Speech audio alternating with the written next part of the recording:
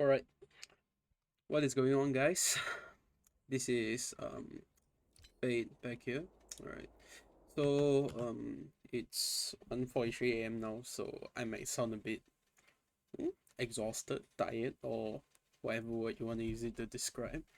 Alright, so in today's video, we'll be talking about something more general, okay, or something that has been like a hot topic actually for quite a very long time. Okay, so I believe a lot of people had already mentioned it, but I am just going to do it, okay, for my own good, not just for my own good, okay, also for future references. Okay, so the thing I'm going to talk about today is actually a thing called power creep. Okay, power creep, power crap. Yeah, it's actually a word. Okay, but what this word is carrying, the meaning behind this word, is actually much more than you would expect. Okay, because I believe a lot of people, when it comes to playing games, all right, normally people just tend to have fun. Okay, like they just get along with it, be a casual player or everything. Okay, that's everything. Okay, we get until you hit end game, and that's where you start to actually pay attention to what we call meta. Okay, because of the end game content. All right, so after like approaching this meta, okay, for people who are not clear, okay, what meta really means, okay, so meta stands for most effective tactics available. Okay, so when it comes to meta, okay, like we always tend to have like um the most up to date system, or we tend to like always get the most effective tactics as mentioned. Okay, so the word meta is used. So power creep always comes along with the word meta. Okay, because what power creep stands for is actually I actually did a bit of like research on what power creep actually means. So what exactly is power creep? So power creep is sometimes when new elements are introduced to a game with especially increased strength or abilities, making the already existing elements or past elements much weaker or even useless. So without a doubt, okay, as we all can see, power crab in games such as like Honkai Star Rail, okay, Honkai Star Rail is one of the most hot topic for power creep issues, like one of the games that have a really obvious power creep issues. Okay, for those who are not aware, so for those who are actually aware, like for those who are especially clearing end game content, a lot of you all might have actually faced difficulties, especially not gonna lie, after the version 2 0 3.0. Okay, version 3.0 is a thing, but the version before, I believe it's at 2 point, is it 2.3, 2.4, I forgot. That's like when the enemy HP started getting skyrocketed, especially for endgame contents like Apocalyptic Shadow, Memory of Chaos, and Pure Fiction. Okay, so before all this, we all know like the enemy HP might be at a maximum of like maybe just a 6 digit, maybe like few 100,000 or somewhere there. You won't go too far. But after the release of super break characters, okay, like for example, I have a few examples here. So um okay, so super break characters, we have for representation, we have Firefly and Boot Hill and Rappa. Okay, that's from all I know. Okay, because yeah, those are the only three most on the top tier. Okay, top tier meta, that's what we call.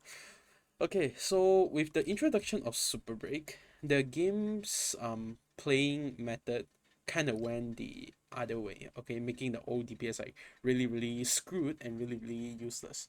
Because with the introduction of Super Break, almost like everything is power creep. Because Super Break teams like Firefly and Rappa or Boot Hill, all of them have like their own mechanics or their own elements to apply the weakness to enemies.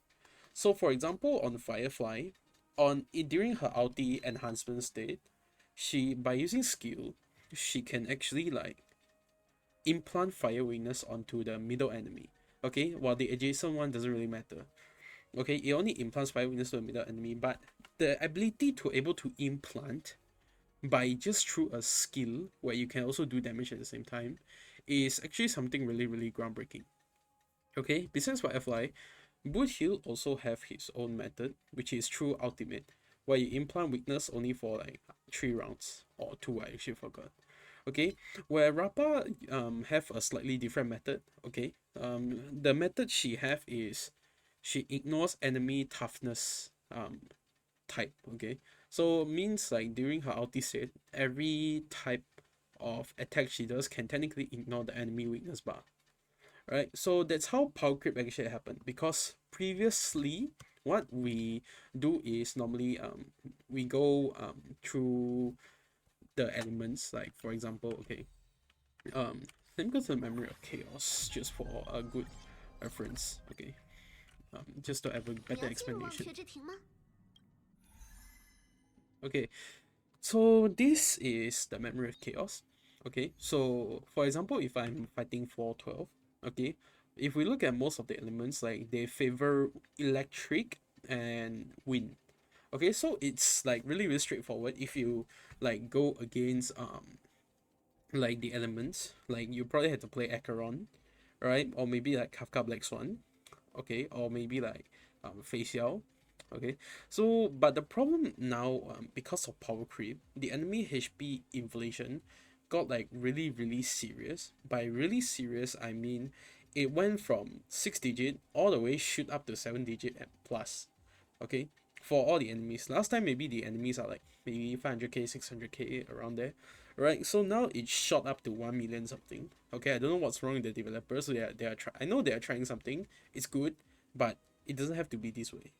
Okay, because it's a burden for both players and also for like a lot of people, not just players, maybe like content creators may have issues clearing. Okay, yeah, so overall, like that's how super break is actually power creep. But however, they are not the only few ones like that can actually ignore the enemy toughness bar. So for those who have E6 Acheron, you will probably know like E6 Acheron allows like all of her like damage or mechanics or skill, basic attack, everything. Yeah, technically everything can ignore the enemy toughness type. Yeah, regardless of weakness type. Yeah, so at E6 Sakura, you can technically just ignore the enemy weakness and just go YOLO.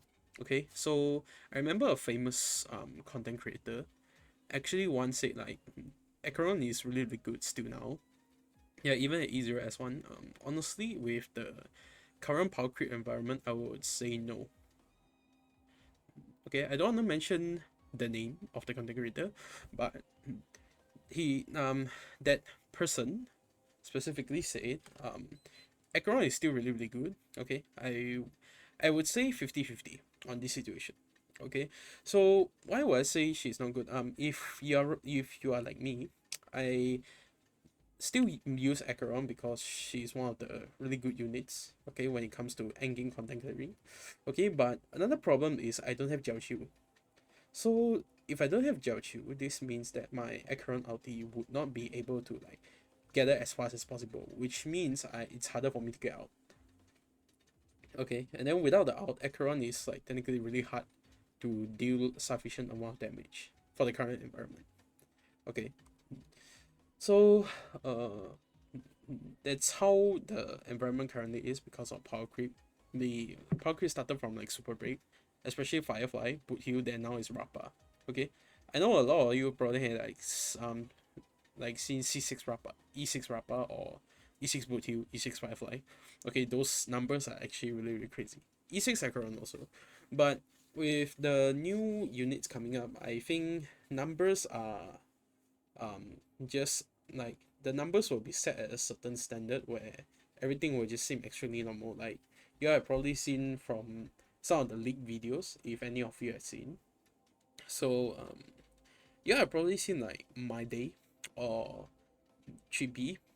Yeah, 3B My Day and who else? I think so far it's those two, and maybe Aglaya. Maybe like Castoris in 5.2.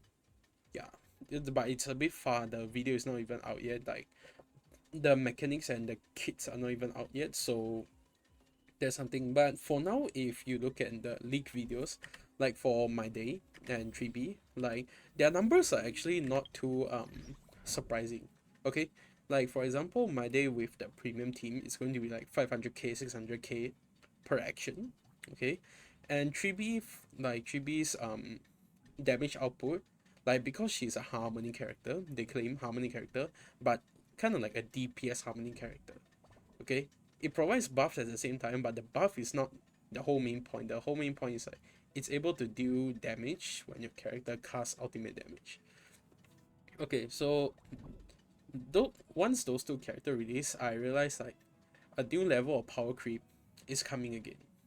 Okay, because it's like it's not really like introducing too much new elements, because it like overall the new characters I see is more like a mix and match thing, but the way they give scaling and they give mechanics like percentage and how everything works is just I would say it's beyond expectation. Okay, so um power creep is not gonna lie a really common scene, especially when the game comes with the IP Honkai. Okay, for those who actually play Honkai Impact Third, okay, for those who have played the game, you can share your experiences below. Okay, from my 1 year plus of playing Honkai Impact Third, okay, what I feel like really terrible is the game's power creep is on a different level. Okay, compared to Honkai Star, because Honkai Star is considered fine compared to HI3. So what happened in HI3 is the more I started playing it is like it's like everything is fine until I started touching the endgame content, which is something like Spiral Abyss in Genshin or MOC in Honkai Star Rail. Okay, but the problem is like if you wanna get clear really fast or you want to get full rewards, you always have to like pull for new units, and old units are like technically completely useless. It's not completely useless. If you want to make it work, you have to like take a lot of L's. Yeah, and then you need to have like really good supports. Okay, that's also one of the things I want to mention. Okay, in when it comes to power creep. Okay, a lot of people have been saying like, oh, it's not like all characters like they can't clear end game content. Okay, it's just like players are not willing. But whenever like I saw all of the like, for example, old units like Silly or um like Danheng IL, when I see all of them clearing, okay, they are normally paired with like broken supports or like one of the top tier supports. So for example, the one I see like Zero Cycle CD clear, some of them is like they really did like use a really solid basic team without the like top tier characters. But the moment I scroll into the comment section, I see like how many restarts does it take you, and then the creator replied like maybe 30 something times, 50 something times. Yeah. So whenever you like it comes to power creep, like this thing is very um like it's very hard to have a solid answer because it changes from patches to patches. So imagine we all like, well, when I am a player who played since version 1, okay, so I put for CD, so as you can see like 2023, um I forgot this is March 3rd or like, no, I forgot this is May 3rd or March 5th. I actually forgot. Yeah, but yeah, I started around that time, like 3 days after the release of Honkai Star Rail, I think. Yeah. So the moment I pull CD and everyone is like so hyped because literally everyone says if your account don't have a Seer or Sile, you cannot clear any of the levels. Okay? Okay, so if you take a look now, like Sile's scaling is actually quite normal. Okay, so for ultimate is 425%. Okay, and this is her skill. okay, increases her speed by 25% for 2 turns, and deal counter damage equal to 220% of CS attack to a single enemy. Okay, and talent resurgence, if you kill an enemy or if you defeat an enemy using any of your skill set, you will have an extra turn immediately, and you will enter a amplification state. And during this state, your damage dealt is increased by 80%. Okay, so that's technically her kit, like very very basic and very very easy to understand. Okay, but you can have a look at what we have now. Okay, for example, we have Firefly. Okay, so the moment you click into Firefly's kit, you're going to have an essay, and then you have to read everything. Okay, so in order for you to understand. Okay, but we'll go with the main thing. Okay, so this is the skill, enhanced skill during ulti state. So it says restore HP by 25% of this unit's max HP, because whenever she uses skill, she will deduct 50% of her max HP. Applies fire weakness to a single target enemy lasting for 2 turns. Deals fire damage goes to 0.2 times break effect times 100% of your character's attack. At the same time, deals half of the damage to adjacent. So as you can see, like how ridiculous this thing actually is like they included break effect, okay, instead of just normal like attack scaling. So with this in, the whole scaling like level actually is like is broken. Okay, because it's not how we normally calculate last time, like just attack percent plus crit damage, like crit damage, and then like maybe damage bonus, everything summed down, and then it's just the number you get. But with break effect, it's like another form, another type of calculation, which is really really like hard to calculate, and it's like you have to crack your brain for that. Yeah. And besides that thing, it also have this like super break damage. Okay, so super break is like it's skill based on your break damage. Okay, so like overall the calculation is just like really really big, and then it's like really really hard to calculate also. All right, so you see like this is how power creep happens. Like let's just like talk about Daniel. Okay, Danheng IL. Okay, so Danheng IL last time is like we'll say it's a power creep last time compared to version 1 units. I remember he was released like in 1.3, 1.4, I actually forgot, but it's just somewhere there, or 1.2, 1.3, 1.4, I forgot, it's somewhere there. Okay, but at the Shinzo Lawful story. Okay, so how his kit works last time is like he can use skill to enhance his basic attack up to a maximum of 3 stacks. Okay, and after that he will just do the highest amount of damage possible. As you can see here his basic attack is like 500%. Okay, compared to where Sealy's ulti is only 425%. So this is where power creep happens. Your scaling, your literally everything is better than the older units. Okay, so the newer units, they are better and they became the meta. Okay, so how do you actually make up a new meta? Is actually you pick the old units and you compare with the new units, and the new units is like stronger, they clear faster, and it's like so much better. Then a new meta came out, everyone is like hyped, and then everyone is like, you need to pull this character, it's like so good, it's OP, if you don't have him you can't clear. And then for your end game content, and then it's like you telling everyone like, whoa bro, you need to pull this new character, bro, he deals like 100k damage, he deals like 500k damage, he deals like 1 million damage. Yeah, so so it's like a really hard time for players if they want to like go against power creep.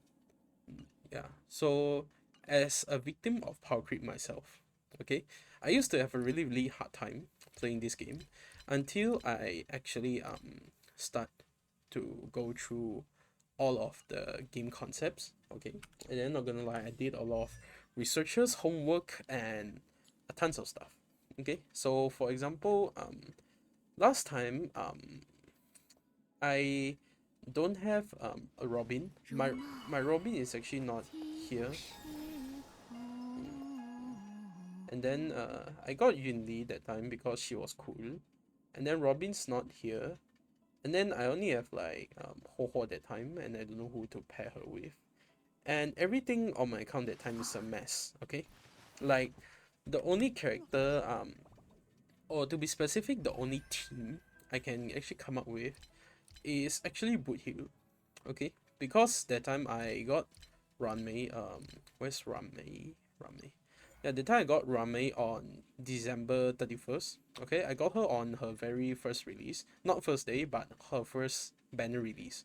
Okay, so that time she was, because I went through the beta leaks.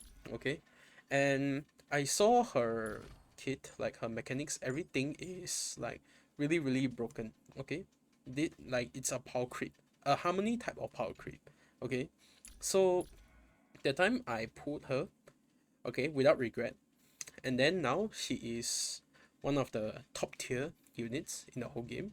Okay, so like after I got that, I I just pair her with any team. Okay, that time I don't really have like a solid DPS. The probably the most solid DPS is like Danheng IL, but my Danheng IL doesn't actually have his signature icon, so it's like really hard for me to get crit rate at the same time while I also need to maintain crit damage. Yeah, so there's one thing, and besides that time I also only have like I have Silly and I have Danheng IL. The time I haven't have Yunli, okay, and I think that's technically it. That's technically my account. So my account is like a definitely pain in the ass, I would say. Yeah, it just hurts so much because like if I want to clear any end game content, I don't have a proper team, and I don't know how to like build the team properly. Yeah. So especially when that time is like where the power creep actually started. So it's like Danheng IL, Jingdu and Blade is like released 3 times, and that's what we call the trio destruction. Okay. 毁灭三息. If any of y'all like watch any Chinese videos, they will say 毁灭三息, which is these three during that time. So the release of these three things technically took over the whole meta. Everyone is like saying, bro, Jingliu is so damn OP, man. You should pull Jingliu. Like Jingliu is really strong, bro. If you don't have her, you can't clear the content. Yeah. And then guess what? On my account, she is not indexed, right? And guess what happened? After that, I think I just went for Acheron. Yeah. I went for Black Swan and I went for Acheron. I don't know why I wanna like pull Black Swan like that time, because the only like useful part I actually saw on her is from her skill. Okay, so her skill have like the ability to reduce the enemy's defense. Yeah. So there's also like why I wanna pull her that time. And guess what? After I put her, I immediately went for Acheron. So I got Acheron. So I just put two of them together. And then I have Grenadier or Bella, I just like slide any one of them. And maybe like that time I put Ho Ho or someone else, I actually forgot. Ho Ho or Locha. Okay? Until this man was released. And I got him by accident, actually. Okay? Not really an accident, but it's more like a gambling. Okay? That time I was gambling 50-50 on this banner. And then I was like, if he's out, I'll take it. If he's not out, then I'll take the next one. Okay? Typical gambling mindset. Okay? So he came out, and that time I was actually not aware about how much value of this character is actually giving me. So what this character gave is like he gave infinite shield, he gave crit damage enemy received, and he gave like a tons of like benefits, where these two units like it's hard to achieve. Okay, so we need to know like what's the biggest difference between Aventurine and these two, and why did he became the meta for preservation unit. Okay, not to mention we only have three. If you want to consider Trailblazer and March in here, there will be five. Okay, not gonna lie, the always like the two most like appearing units will be always Aventurine and Fusion. Okay, so two of them have different ways of like how it's working actually, but but what makes Aventurine to like stand on top of the other character, not to mention at certain point he actually power crap like I would say some of the abundance units. Okay, so what does he do in order for him to become one of the like top chosen characters in the whole game? Okay, I will go short on what he does. Okay, so first is his skill. So we all know Aventurine is a shielder, but we don't know what or how his shield actually works or do. So it's easy to understand. First, his skill give you shield based on his defense. All right, and it lasts for 3 turns. All right. So when it comes to shield, we'll think of Jeopardy March or your Preservation Trailblazer. But the whole point of Preservation Trailblazer is like taunt enemies instead of like providing shield, which is like an alternate path to protect your teammates, but it's not through shield methods. Yeah, so it's not too efficient, especially when the enemy is not taunted. Right. So when it comes to Jeopardy, so it also gives you like shield to absorb damage equal to his own defense for 3 turns. So it's like it's not good, but like his shield provider is like it's located in his ultimate. So this means that if he can't get back his ultimate, then the shield won't be able to stay up. So this is like the first problem in Jeopardy. That's why like Jeopardy, like for people with adventuring, they won't use Jeopardy at all. But I don't have Jeopardy. Yeah, so the game don't want to give me. I can't say anything. I have an E2 well. Yeah. And then for Fusion, Fusion is like one of the good preservation units. Okay, but when you compare to Adventuring, the biggest difference between two is Fusion protects her team through mitigating damage onto her instead of like using the traditional shield method where you just provide shield to your team and they'll just block the damage. No, her the way she works is like the enemy hits your allies, then part of the damage is mitigated onto Fusion. But this thing has its downside also, which is like if the enemy burst is too high, and plus if it's AoE, Fusion might be able to choke and die immediately if you are at E0. Okay, I'm talking about E0 situation. Fusion might actually have a chance of accidentally choking and dying. Okay, because she can't just auto heal. Like before the auto heal can trigger, the burst is so high that it will immediately just like kill Fusion before Fusion can do anything. Okay, but if you have an E2 Fusion, then you can like um have lesser worry about it. Okay. Yeah. It says if any other target is struck by a killing blow while the matrix is active, then all allies who were struck by a killing blow during this section will not be knocked down, and 70% of their max HP is immediately restored. This effect can trigger one time per battle. Yeah, only an E2 fusion can prevent the situation, but it's still a one time per battle. So after if that effect is triggered, right, you need to end the battle immediately as soon as possible.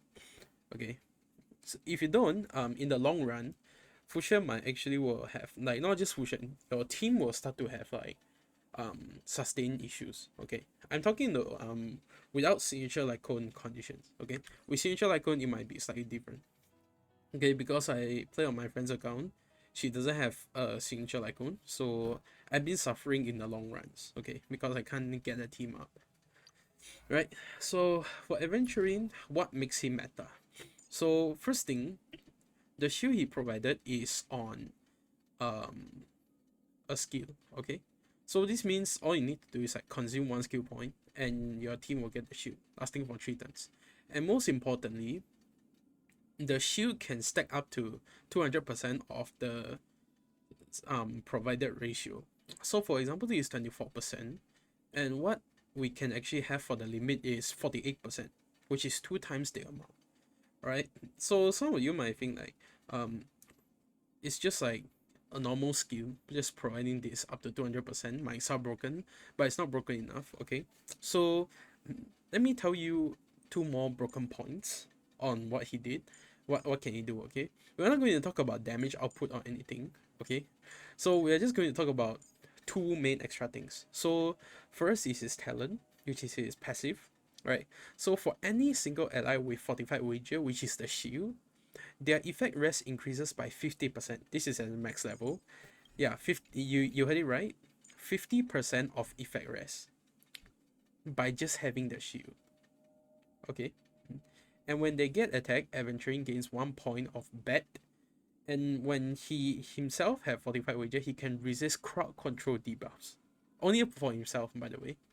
Okay, this effect can be triggered again after 2 turns. Aventurin additionally gains 1 point of blind bet after getting attacked. So for people who have shield, okay, if they attack your 3 other units, like he'll get 1 point. But if you attack him, he'll get 2. So if the enemy is like AoE, they can immediately get like up to 5 points. Okay.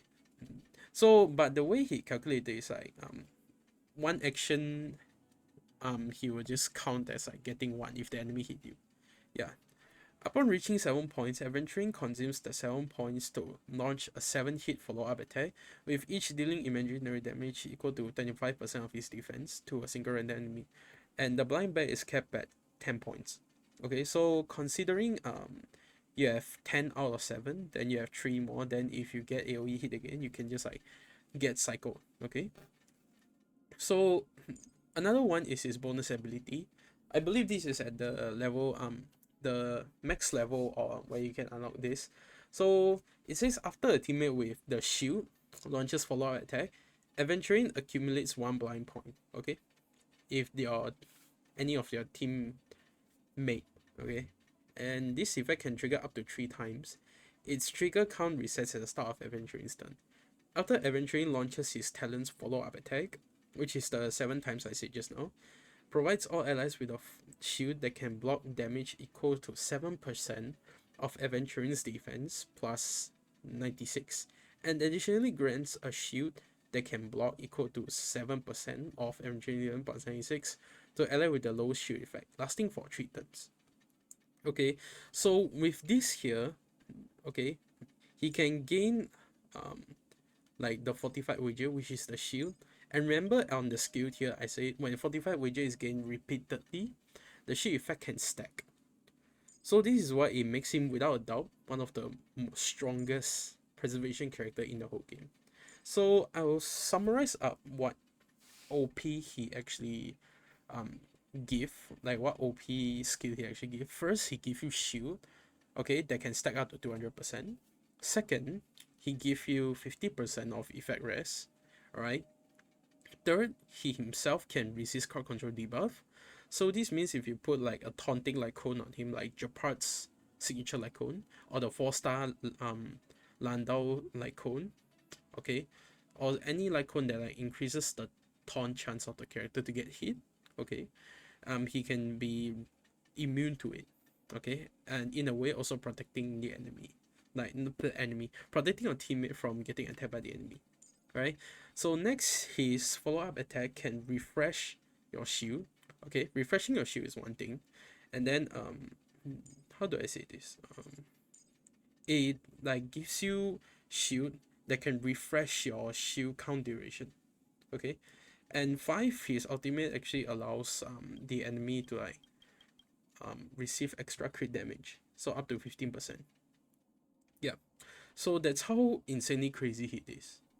Yeah, the ability of him is like to provide the maximum amount of safety, like to the point that it's so strong you don't actually need like an abundance unit in it, because him alone can tank all the damage. So your abundance character maybe like you can put them in another team. So abundance character I have here is like Ho Bailu and Locha. Okay, so Powercreep here in abundance is not too viral, I would say. Okay, so it's like kind of normal, but Powercreep in preservation is actually pretty serious. Okay, but it's not really serious anyways because preservation characters are just like really rare to have. Okay, normally Powercreep happens on DPSs. Okay, especially on destruction. Okay, not gonna lie, destruction characters like, for example, I played from the old times. That time Clara is still OP. Okay, like even Arlan can work. Okay, so Arlan Clara is like version 1.0, they are good. Okay, but then follow up, we have Danheng IL, we have Blade, we have Jingyu. Okay, the time everyone is like hype because their skilling, their damage numbers, everything is like a whole new level. So the time everyone is like extremely hype. It's like, bro, they are so good, they are so OP. You have to get them. Yeah. But after that, um the the heat of the hype drop off. Okay. And then the Uni came out first or Firefly came out first? I actually forgot. But that time I got Uni before I got Firefly, is it? I actually forgot. But the time in their mechanics are like a whole new different level, okay, of numbers again. Because Uni can easily do like maybe 200k or maybe sometimes 300, 400k, okay, if you use it the right way, okay.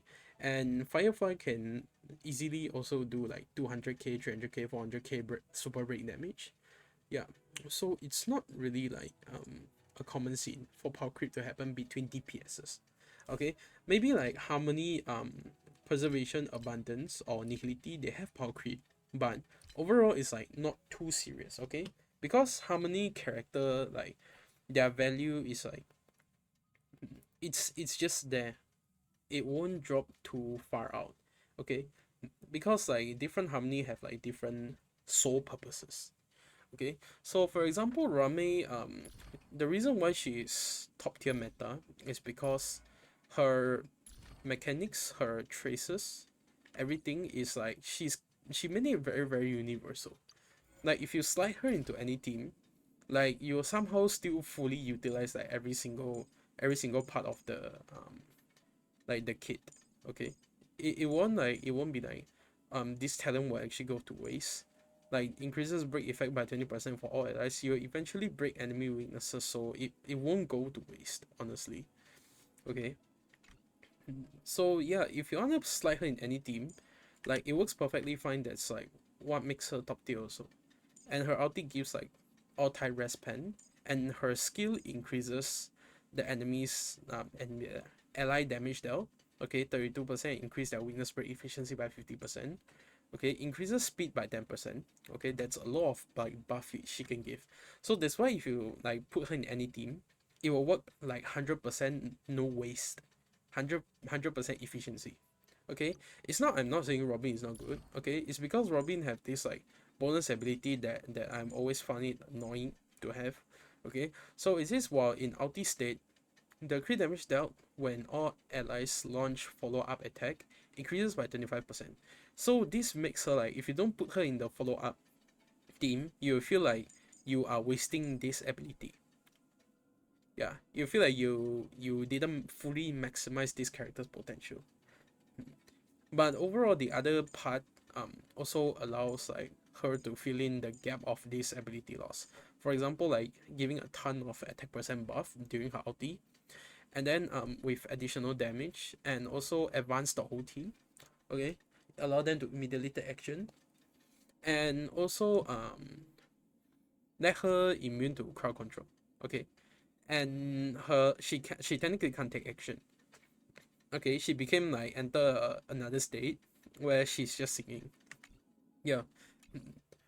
And for Sparkle, I believe a lot of people have been saying like she had power creep problems. Yeah, I had to mention she does got a little bit of power creep by the siblings. Okay, we don't want to compare with the DNA um life scientist. Okay, we are just talking about siblings.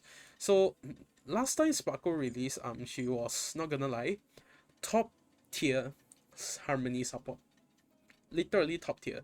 You probably hear me say a lot of things like this character is top tier, this character is top tier. Okay, but hear me finish saying first. They are top tier at their release and at their prime. So are they in their prime now? No, not really. If you want to force it to work, yes, you can force it to work, but you have to take the L. If you want to force it work, it's not you can't like force it not to work, not force it to work. Yeah, like if you want to make them work, you have to take the L. Like for example, the example I said previously, like if you main Silly, okay, and you want to make her in this current MOC 12 usable, then you have to make like a lot of resets, a lot of fine tuning on the relics, and a lot of like speed tuning, this and that, and the supports must be OP also. Okay, and how many retries you have to take? Maybe up to 50, maybe up to 100, I don't know. But just for one video, absolutely not worth it. Okay, in my personal opinion. Alright, so that time Sparkle was like really really hype because with the release of Sparkle, mono quantum is actually a thing during that time. Okay, because of this bonus ability here, it increases all allies attack by 15%. When there are 1, 2, 3 quantum type allies, additional increase the attack by 5%, 15%, or 30%. So up to 45% by just doing nothing, just letting her on the field. And the whole thing gain 45% attack percent. Yeah. So her skill is actually one of the valuable asset that time. Okay. So what she does is advances the allies action by 50%. Instead of 100, they give 50. Okay. And increases their crit damage by 12% with 27% of her crit damage. So if you have 200% crit damage on Sparkle, you are going to get like 54%. With the 12%, you are going to end up with 66%. Yeah, something like that. Okay. And during her ulti, so she's also one of the most unique characters because she is still the character that has the ability to increase your skill point limit up to 7. Okay. If you're at E4, you can have 8. Okay, but default is like increase up to 7. So her ultimate increases like it recovers skill point for the team and grants or ally cipher. So what the cipher do is like it increases the damage boost effect provided by her talent. Additionally increases by 6%, lasting for 2 turns. So this is just like level 1. Okay, at level 10 I don't know how much is it, but it's going to be really high. Yeah. But overall, like it got power creep by a really simple reason, which is like the scaling is not enough. Like she is really really good, but you need to have Eidolons on her. Imagine if like everything on your account now is E0, okay? You have like E0 Robin, E0 Sunday, E0 Sparkle, E0 Rame. Who will you definitely choose? Like the answer is pretty obvious. Okay, even if you're like E0 Bronya, like you have all the supports E0. You'll probably choose Sunday or Robin because you know the value they give is like larger and is better. Okay, unless you can like kill the enemy before they take action, then you can go Robin, Sunday, Sparkle, brain dead, simple, easy. Yeah, that's all. Okay, triple harmony and 1 DPS is like not a rare scene. Yeah, but the condition is you can't let the enemy touch you. You have to end the enemy before they can touch you. Okay, or before your characters die. But the reason is simple. So as I mentioned, like what Sparkle did is like she provide crit damage, she provide attack percent, okay, attack percent and crit damage, and also damage dealt. Okay, so by 3%, wait, okay, so whenever an ally consumes 1 skill point, all allies damage dealt increases by 3%. Lasts for 2 turns and stack up to 3 times. So it's like 9% at level 1. Okay. And your ulti increases by 6, so this is going to be at 9%, like 27%. Okay, it gives like damage dealt here. I would assume everything level 1 is like 27%. Okay. And yeah, that's pretty much all she gave. Okay, so the reason why she will get power creep is actually pretty obvious. Okay, so let's talk about Sunday. So what Sunday give is actually brutally straightforward and simple. Okay, because what we know is like Sparkle gave crit damage, she gave damage down, she gave attack percent increase. Okay, and she gave action forward. Okay, so how did the release of Sunday actually light up the flame that everyone is saying Sparkle got Powercreep? Okay, because Sparkle can only advance 1 character, okay, and she can provide crit damage to 1 character only, but she can give her talent damage dealt boost to the whole team. But what Sunday does is actually what she can do but better. Okay, At E0, Sunday gives you 30% at max level, but I'll say 15% damage boost. Okay, I'll just say damage boost. Okay, and he is like skill point neutral if you like balance his energy properly. He is skill point neutral, not she. He is skill point neutral. Okay, next he give crit rate. Okay, this is not something you see like really commonly on any character. Okay, next he buffs a single target of the crit damage according to his own crit damage. Yeah, and what's best about this kind of ability is the ability only decreases the turn at the wearer's turn. So this kind of I really like this kind of like design is because like if the DPS kept moving, like they keep taking action, the buff won't be gone unless like it's the wearer's turn or the buffer's turn. Okay, so like I really like this kind of like mechanics. Okay, I'm not saying like those Ting Yun or like Asta speed boost is not good. It's like now the DPS are just like getting faster and faster, or their action forward, advanced action forward method is just like getting more and more unique, more and more common. Okay, it's just like not too good anymore, I would say. Okay, so back to where we said so Sparkle gave like crit damage, action advance, and damage dealt, and also attack percent. Okay, those four things. Alright, and maybe skill point regeneration. I'll count that as 1 point. Okay, so Sunday gives you damage dealt. Okay, increase. And he kinda is skill point neutral. Okay. Depends on whether if you have the Lycone or not. If you have the Lycone, he will be like skill point positive. Okay. He is actually skill point positive at that time. He even generates skill point for other people. Alright. Next his talent give crit rate. Okay, this is something really rare to see. Alright, next he regenerates energy by 30% of energy for one designated allied character, and he buffs crit damage according to his own scaling.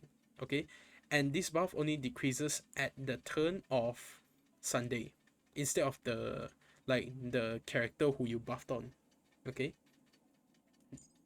and next, if you unlock the bonus ability, 6 point, he when he use skill dispels one debuffs from the target. Okay, so you can already see Sparkle only give like main four types of buff. Okay, yeah. So it's like one, two, three, four. Yeah, and then that's technically it. Like maximum 4 or 5. But with Sunday, you can already see how much like advantage I just said. Okay, at E0, he already give like 6 kind of buffs, which is insane.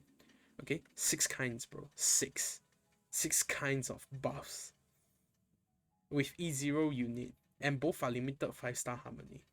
So this is where like power creep happens. But I mean Sparkle is still usable, but if you want to go for most effective tactics available, which is meta, META, okay, then I would like people would just recommend you to put Sunday.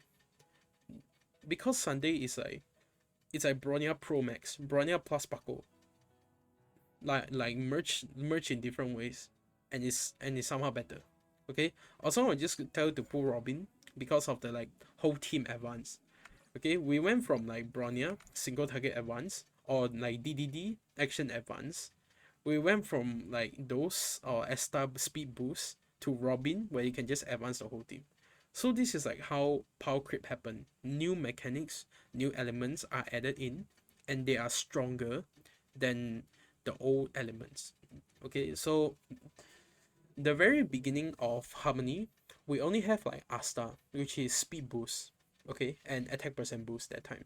So her mechanics are pretty straightforward. So her ulti increases speed of all allies by 52, okay, and her skill is just damage, right? And her talent support it increases the attack percent of all allies according to how much stack she have.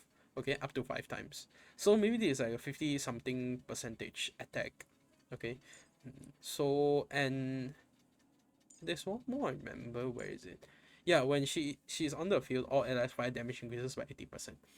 So as you can see, her kit is actually pretty straightforward. Like it buffs speed, it buffs attack percent, it buffs fire damage, and that's all. Okay, and it applies like fire DOT. Okay, so that's technically her kit. Okay, she as one of the very OG supports. Okay, next we have Ting Yun. Okay, so Ting Yun, all she does is actually technically the same but slightly better. Okay, so what she does is first she will increase, um, a single ally, like, yeah, then their attack is like increased by 55% up to 27 of Ting Yun's current attack. Yeah, I don't know why they want to add this kind of restriction because it's just like questionable. Okay, when the ally with benediction attacks do additional damage. Okay, and her ultimate also increase the energy regen, which is like 50% increase their target damage dealt by 56%. So at this time you can already see like the slight difference is actually coming out. Okay, even though they buff, but obviously most people straightforward mindset will already know like Ting Yun is better than Asta because she does more things. So first is additional damage. Second, she buffs attack percent. Third, her ulti increases damage dealt. Fourth, her ulti increases energy, like it regens energy for you. Okay, so yeah, like four things. Where Asta is like she buffs speed. Okay, that's one thing. She buff attack and she buff fire damage, and that's technically all. That's technically all you can see. So this is like how slight power creep happens. So that's why Robin and Sunday is like one Robin, Sunday, Rame, like these three are always on your like any MOC list. Okay? MOC use character usage, anything, you always see these three. Okay? Because the value they give is much more than what others can give. That's where power creep happens. Yeah. More mechanics, new things, and more OP things. So for Agalaya, I would say she will definitely be a new type of power creep. Okay, she will be a new type of power creep because like of like how the mechanics actually work. Okay, so for example, not just Agalaya. Okay, I would say Remembrance Path is it's like a completely new type of power creep in an alternate way. So how does this thing work is because we all know Remembrance Path, they always have that companion called Memo Sprite. Okay, when it comes to Memo Sprite, it's like a single, like an individual entity. This is what we never have before.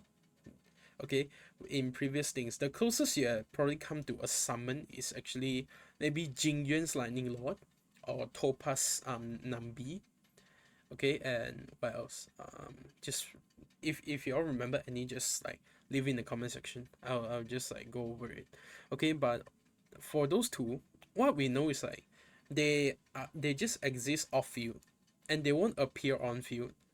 Yeah, so they just like when it's their turn, they just land the attack. But for what we have in Remembrance, as for Memo Sprite, is completely different.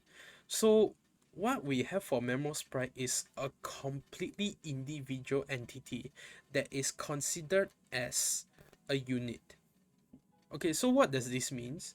Means they can, besides individually taking action, okay, they can also gain buffs, and they can also like be attacked by the enemy. They can also receive debuffs, and they can receive buffs and a lot of things. Okay, so this is where like new power creep happens for Remembrance Trailblazer. So as you all thought, like um we have Harmony Trailblazer. So Harmony Trailblazer is already like that time everyone was like hyped for Super Break. Okay, so it's like a lot of people did Himeko Super Break, or like a lot of weird Super Break teams. Okay, the time Super Break was the meta, but now I believe the meta will change really soon. It will change to become true damage, or it will just change to be like a lot of things. Okay, so what our Trailblazer do is actually the first thing. Okay, first thing before I start saying this, for those who want to know the full breakdown, you can go watch one of my previous videos. Just scroll down a bit, you'll probably see me like talking about why Trailblazer is good. Okay, so back to this thing. Why would I say Trailblazer? Like, Remembrance Trailblazer is the new meta. Okay, so first, besides like letting the character do true damage, that's one thing. Okay, next, she provide a ridiculously amount of crit damage.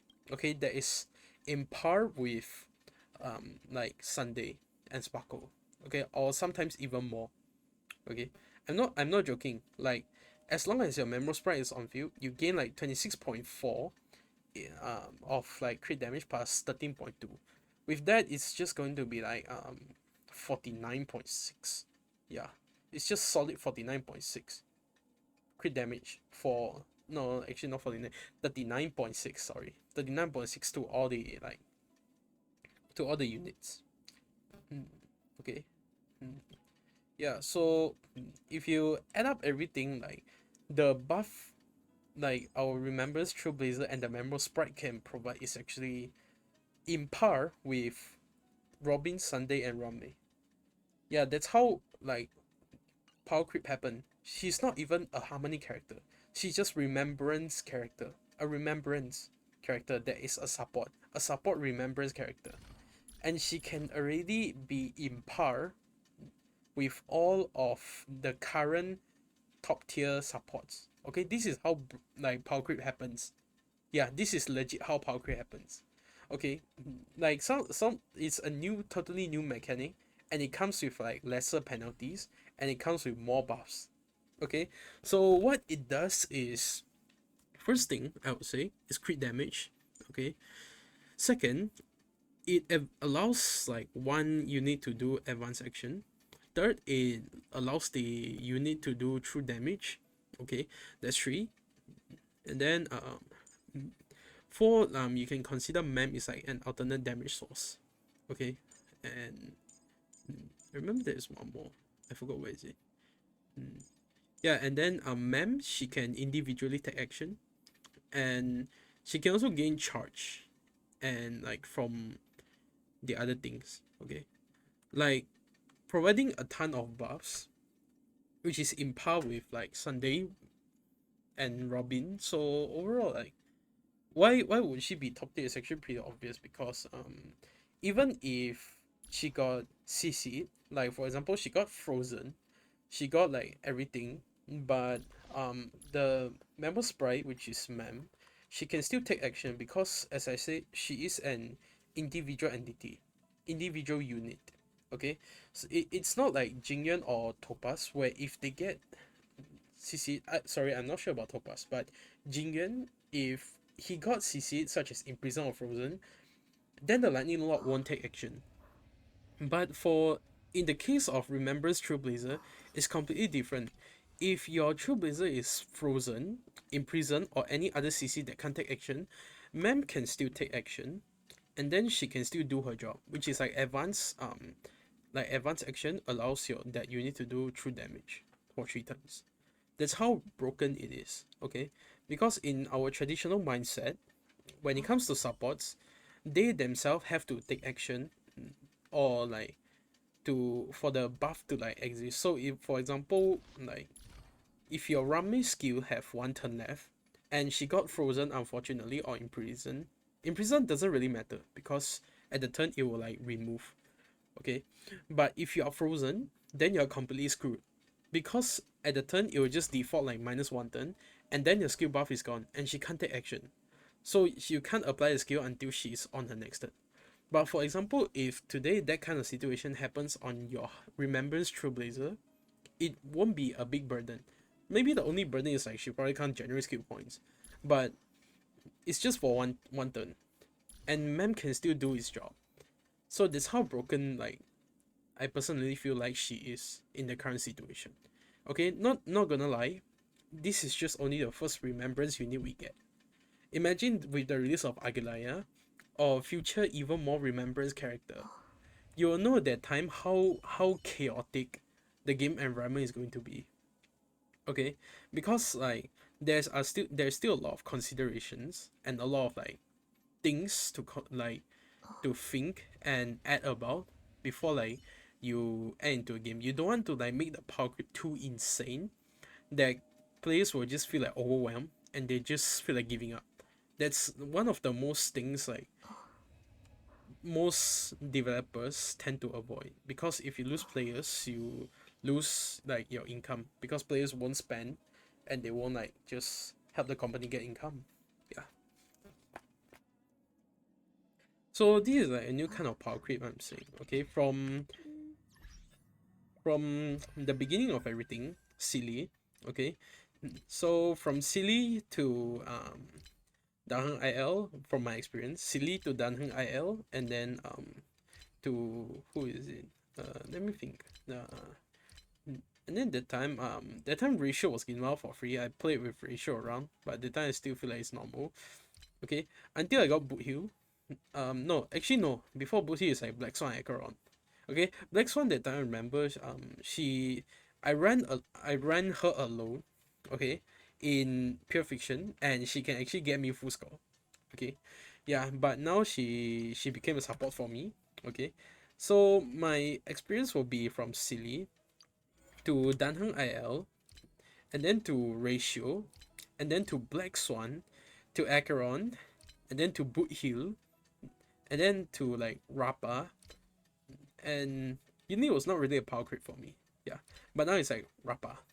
Okay, so with the release of the Herta, okay, I believe power creep had just hit another level. Okay, because of all the huge numbers. Okay, but that's how power creep happens. Like you can't avoid it. Okay, because it's the developer's issue or the designer's issue when it comes to this. Like the scaling they provide shouldn't be too skyrocketed within few versions or few patches. Okay, that's what currently happening in this game. Like the power creep just happens so fast. Okay, for those who still main Firefly, you have probably realized like one thing. Sometimes the enemy like in this version or this patch compared to the last patch, like you realize like something. Like what you can one shot or two shot in the last patch, you probably can't like do it the same this patch. It's because the enemy HP inflated so much, okay, that like you find it hard to kill. Okay, obviously they are trying to promote certain characters, you know. Yeah, I'm dead honestly not surprised. Okay, so after talking about all the power creep, I will provide you all also a solution or a method to prevent feeling overwhelmed by power creep. Okay, so first thing, okay, is the most basic thing among all. Okay, um, so first, so first, what you're gonna do is save your pools. Okay, first thing, save your pools. Okay, don't go gambling addiction on everything like me. Okay, yeah, don't go gambling addiction like me on everything. Okay, if you really want to like have a better gaming experience, aka prevent power creep, okay, you don't really always have to like go for meta, because according from the free rewards the game give you, like it's not enough for you to catch up every single patch. Okay, unless you are those super lucky dudes who get early every single banner, or who win 50-50 plus early every single banner, then just ignore what I say. Okay, if not, when you are playing specific gacha games like Honkai Star Rail, Genshin Impact, Wuthering Waves, okay, and what else? Zenless Zone Zero, okay, technically any of the gacha game you can imagine on like the market. Okay, so when it comes to these kind of things, okay, so first thing, if you are the person taking the L, okay, save your pools, okay, regarding if you are taking L or not. Okay, plan properly, plan wisely for the units you need to get. Okay, okay, second, you watch all the guides on any source like YouTube, internet, anywhere. Okay, just search for the guides you want so you can have like a slight clue of your current situation or condition. Third, is looking and reflecting on your own account. Okay, like who do you actually need? Like for example, if you have Firefly or Boothill and you don't have them, like you don't have their full team. Okay, so for the best premium team, I would actually say is like Rame and Fugui, and maybe Ling Shao get a good, okay, for a healer, or maybe like you can go for Aventurine.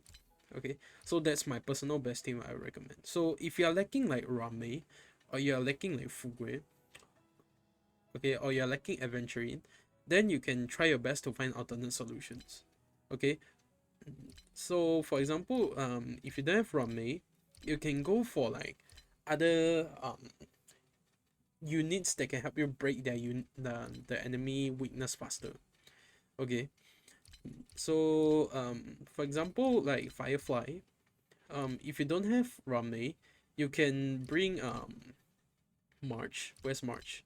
Yeah, March, and then you March just like skill Firefly, and then you can just like keep help March to like March will just help you to break the weakness faster. So you can like faster enter the super break and just start dealing damage. Yeah. So yep, that's technically how it actually is. So like review on your own account and reflects. Okay, for those who are confused, you can maybe like go to some of the content creators, like for those who actually reply you. Yeah, normally it's like those small content creators. Yeah, they'll like reply to your message. So if you are curious or like anything, just find any of the like people making guides, making contents, making clears. Okay, just type like what you have down there, and if you really don't know who you want to go for, okay, then you can probably like ask them, okay, for opinions and everything. Then you make your decision. Or if you're a person who don't care about all this end game content or meta team comms, then you can just like play the game however you like, okay? But keep in mind, the moment you started complaining, don't blame anyone, okay? Because you chose the path you want to be, okay? So last but not least, the way, okay, to prevent power creep is look at beta leaks. This is not something I should encourage, but you only do this, okay, when you are really, really too bored, or you are really, really interested for the upcoming mechanics or upcoming characters or upcoming patch, okay? You are not supposed to look at beta leaks because this is against, I believe their TOS, is it? I forgot what is it, but this is against their rules. Okay, you are not supposed to look at beta leaks and you should respect them. But if you are really, really like burdened and everything, you should look at upcoming characters or upcoming banner leaks. Okay, to actually start having a good plan for who you actually get. So that time, my account was lacking a Robin. Okay, so I put Robin. Okay, so for now I have Robin and Rame. I can still hold on. I can still hold up to clearing borderline. Okay, I didn't go Sunday and I actually kind of regretted it, but it is what it is. Let the past be the past. Okay, regrets are made. Okay, so we can't go back in time and change it. All we can do is like wait for reruns. Okay, I'm not pulling Sparkle because of obvious reasons. Um, you have better units, so she's not really necessary for me. The more thing I'm worried about is about enemy HP inflation, because I'm scared like we don't have to be like long enough until the next power creep DPS cap comes in. Okay, maybe Agalaya like might be similar power level with Rappa, Firefly or Boothill. Like they are still holding on to now. But with Boothill and Firefly, I was like I'm feeling a bit off when it comes to like decreasing enemy HP. Because last time we all know like when you literally slide a Boothill in or you slide a Firefly in, all you do is like you do damage and suddenly the enemy HP bar drops like 50% in one action. Or maybe some of them just like insta kill. Okay? I'm talking about easier condition. But now it's like slightly different, like all the action and all the like damage you put in, and then it just doesn't give you back the exact value. Yeah. Not to mention, Jingye is one of the biggest victims overall. Like, everyone thought Sunday is going to save him, but yeah, I mean, they did save him, but guess what? Agalaya coming soon. Yeah, Sunday pair with Agalaya more OP. And I was like, bruh. The more I heard like they are getting buffed, and then I was like, when an old character like getting buffed, sometimes it's a good thing, but sometimes it's not really a good thing either. Okay, so yeah, those are the few methods I would say if you want to prevent power creep.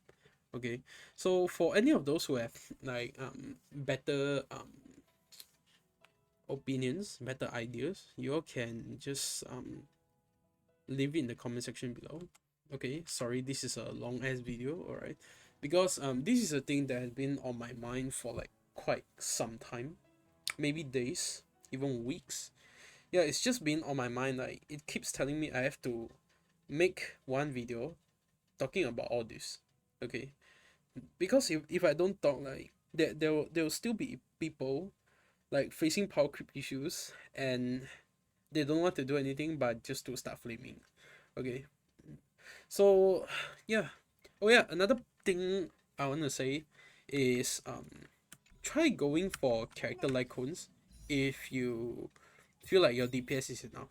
Okay, so for example, facial with her signature icon, yeah, then it will work really well. Okay, the only Lycon I actually purposely go and get for is actually where is it, yeah, Rami's signature Lycon. So if you really want to go for like the older DPS or like older units Lycon, you have to like find the balance point between them. Okay, like if I get this Lycon, will it be worth it? Like the value between them. Like, will this value be higher or will this value be lower? Or is it better to just pull a new unit with their new signature icon? Okay, because we all know like Hoyoverse games, they they always like encourage gambling. Alright, I would say, okay, because like their weapons are like 50-50. Alright, or they so called mention 75-25. Okay, 75 70, like yeah, there you see 75 out of 5 star entities. Okay, but in the end, no matter how many percentage it is, there is only 50-50. It's either you take the W or you take the L.